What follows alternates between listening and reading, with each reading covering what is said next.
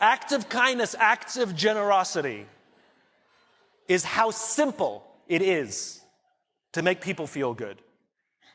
I was walking down the streets of New York City, and a guy walking in front of me, his backpack opened and a bunch of paper fell out on the street.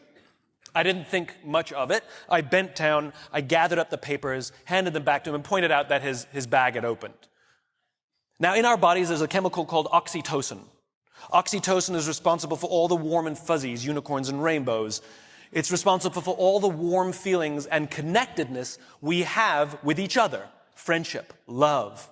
Huge amounts of oxytocin surge through a woman's body as she gives birth. This is what is responsible for the mother-child bond. Oxytocin binds human beings. There are many ways to get oxytocin. One of them is acts of kindness and acts of generosity. It feels good when we do something nice for someone. It feels good when someone does something nice for us. On this particular day, I did something for someone with no expectation of anything in return.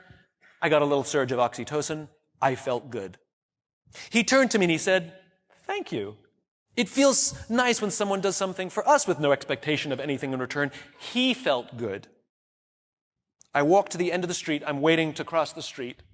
And a total stranger who happened to be standing next to me said, "I saw what you did back there. That was really cool." As it turns out, witnessing an act of generosity releases oxytocin, and he felt good.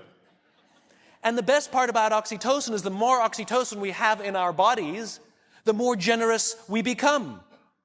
It is Mother Nature's way of trying desperately to get us to look after each other. I can guarantee you that that man who witnessed what I did something nice for somebody that day simply because he saw someone do something nice for somebody that day.